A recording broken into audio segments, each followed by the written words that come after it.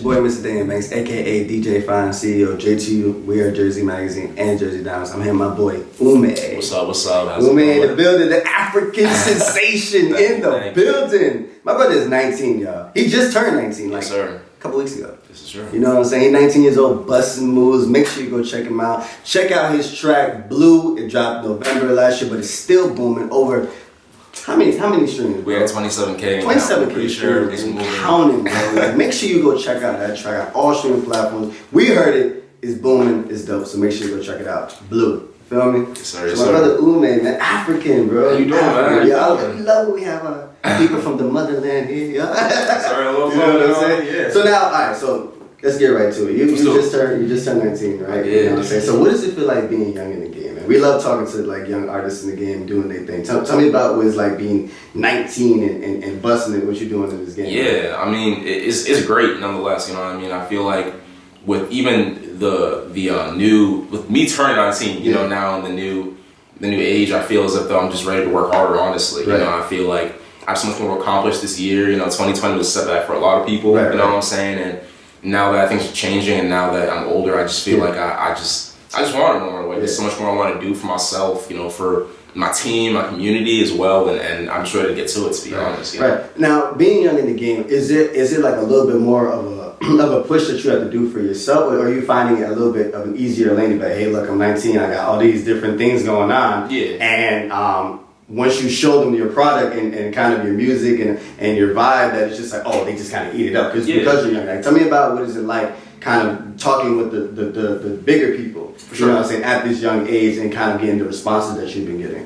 I feel like it's a little bit of both, to be honest. You know, for me, because I hold myself to higher standards and because I want to do so much, I feel like, you know, that whole age just a number type feeling, and I still hold myself to those standards. If I'm now, if I'm 30, you know, it don't really matter to me. But at the same time, I do feel like also I do have that advantage because, like, I know that I've been working since a young age, and it allows me to kind of just have that advantage and that one up as opposed to someone who's just a little bit older type thing. You know? Now, where does the love for music come? I mean, like I said, I know your background is Nigerian and everything. He's Nigerian, y'all. You know what I'm saying? So I know that the background of music is very into the culture and everything, especially with the upbringing. But where did music come into play for you, and when you found love with it to become an artist now? Yeah. I feel like in a way it was always instilled in me. You know, I think my brother definitely, my family's a music family, so you know it's always been around, whether it's rap or Christian gospel or whatever. Of course. Yeah, you know, I know. We know Black Moms and all that stuff. You know? But you know, my brother, I feel like really got me into it, and I feel like,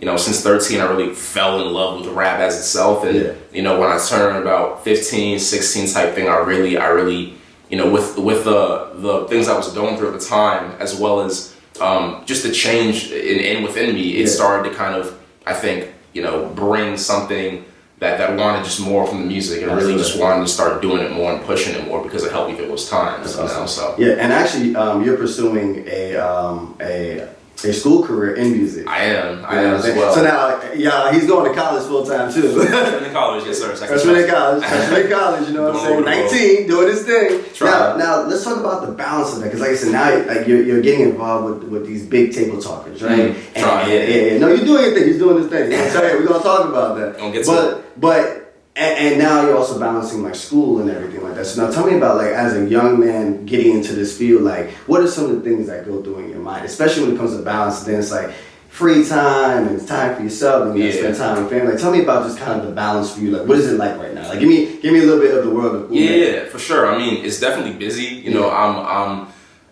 someone who's just always a thinker. I overthink. I think a lot. So it's like I'm always moving 24/7 in my head, to be honest. But it's busy. It's involved. You know, I think it takes a certain amount of discipline, I feel like, and a lot of time management in order to get everything done. You know, college is college.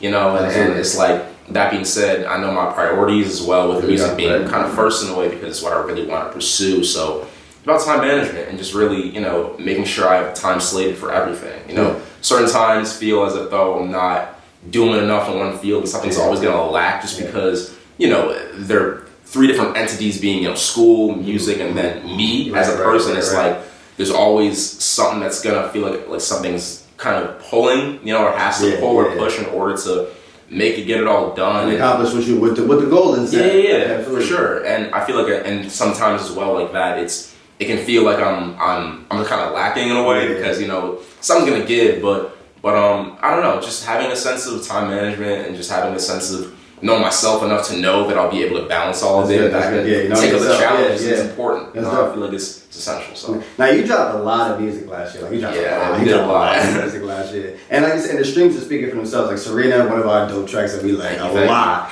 More of a pop joint, but it's a vibe. It's definitely a vibe. Over 50K streams and everything, and then all these other numbers. You dropping Blue, you dropping just all these tracks back to back. Like, what was going on last year that you were just like, I'm just gonna drop all this music? And then like obviously the feedback was amazing. People were listening to it, they were rocking to it. Mm-hmm. You had some videos going out last year too and everything. So like, tell me about kind of what was going on last year that just motivated you just to drop it, especially for up and coming artists. Like, you know, did you say that strategy kind of worked in your favor, or would you have done it differently, or like what did you see from then to now? I definitely think it worked in my favor. You know, I definitely think the goal at that time was just overall expansion. You know, coming into 2020 and kind of moving from there, I really wanted to just do a lot more, and it allowed me to kind of get to this point now where I have a better sense of brand and a better sense of my lane. But in order to do that, I had to really just do a lot of trial and error, including distribution and just dropping a lot of different music, which is why, you know, you have tracks like Snowflake that are like more like winter type harder stuff, and there's summer type vibes as well, like Serena or Gold Lemonade or whatever else out there. But I think it was just a lot of me experimenting and me just putting out a lot of content, so I wanted to kind of get on pace and just keep moving with it. You know? And you even had like a Serena challenge, on TikTok and everything. So make sure you go check out his TikTok too, because you had like Serena challenges. So like I'm guessing the feedback, but not even guessing, knowing the feedback from just everything that's going on, even from your peers, like it's just, what is that feeling for you? Like from people in your age group and people even older than you, like kind of in a sense admiring your humbleness, your move, and everything, and like what is that feeling for you? It's wonderful, man. Being able to have people in my group, my circle, my peers that are really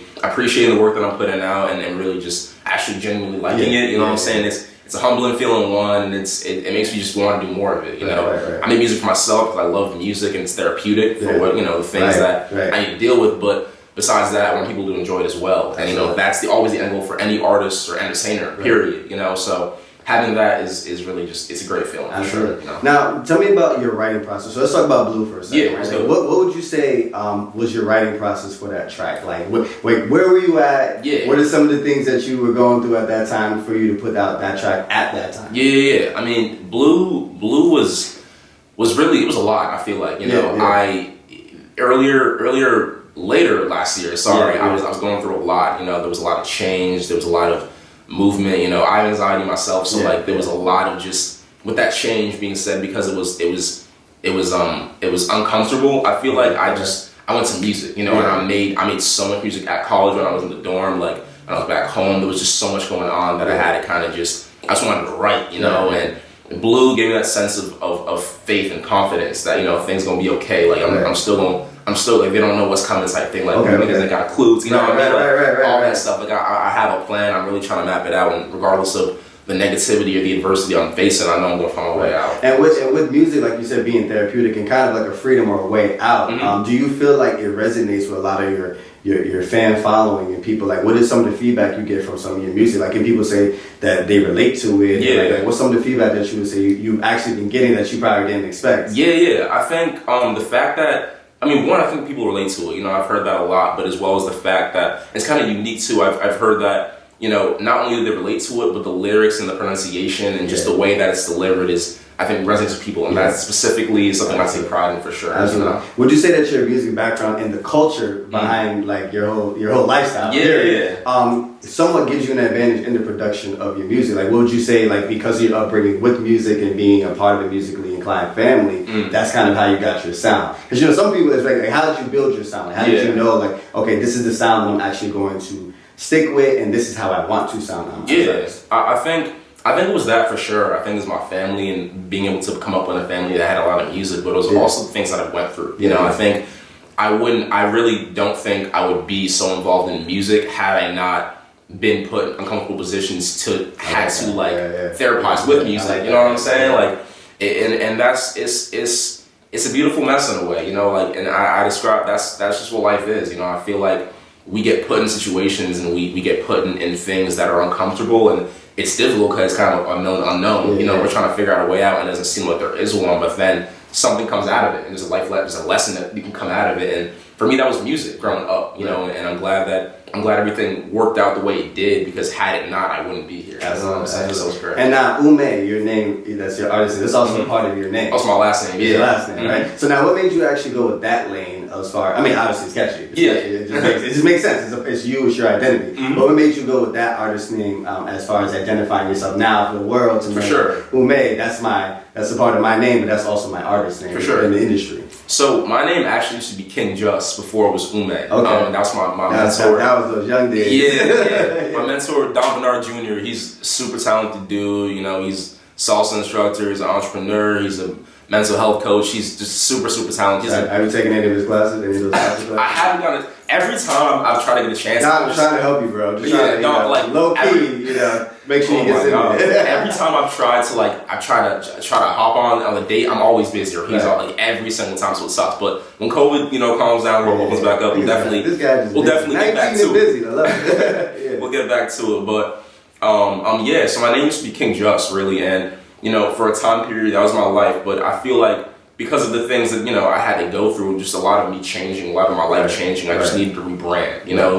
I think it was two summers ago now that I'm thinking of it. I had to I don't know, there was a lot changing, and I just had to take the time to really step away and be like, is this really what I want to, this is really how I want to identify myself, this is really how I want to sound, how I want to act, and I just kind of took the steps and really just went, I'm gonna keep it original, keep it authentic, keep it me, and keep it UME. And actually like how you said that you authentically started seeing change within yourself, so you kind of changed with the wave of what was going on in your life. For sure. So actually, with you bringing up the rebranding process and everything, you kind of also halted dropping projects after project, and you're now spreading it out a little bit more. So now tell me about what's up and coming with these projects, brother. Yeah, for sure. There's a lot coming. I've been working on a lot of industry stuff in terms of just writing work and all the stuff we'll get to, but music-wise, distribution-wise, I'm planning a project later this year as well called Growing Pains. It's about a lot. It's really kind of play on words. There's the physicality for bone stretching. But it's really about the mental and emotional things we go through as people to grow and develop. It's based off of my emotions and the things that I've been through, but I want to structure it, and it's structured already in a way where it's like not too layered, so that it can be relatable to people, and it's just about just growing up, really, in a nutshell. You know what I'm saying? So it's gonna be great. That's awesome. Now I want to go back to the culture real quick. Right? So, like I said, he's African, Nigerian. You told me 19 years old. Tell me about this Afrobeat culture. You gonna get involved with it? For sure. Talk to me about it. What are some of the things that we can possibly see looking forward to from UME? And this lane of now going back to the culture base. Yeah, I mean, written work, me distributing it myself or not, I definitely want to get involved. It's a great scene. It's been a great scene, and I think now's the best time. I love doing music. Period. There's not only rap or not only one different style. We have two set of ears. You know what I'm saying? I love music. Period. So it's definitely something I want to divulge in and get into. I think this summer I'm planning to put out a good amount of music as well. I have some summer tracks coming. You're not gonna tell us. I know you're not gonna tell us. Jersey. I got some summer tracks as well, some dancehall stuff.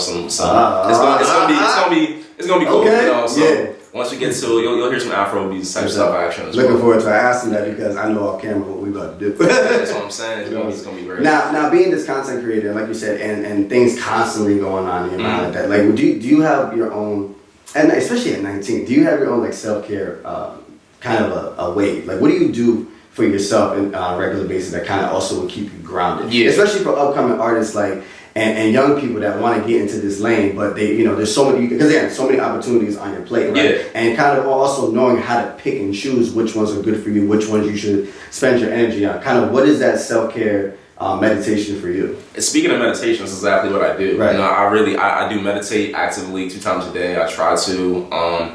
I don't know, just trying to, and I think with that, it's very important to kind of, my meditations, everyone's process is different. Right. You know what I'm saying? I think it's really about just being in the moment, being present.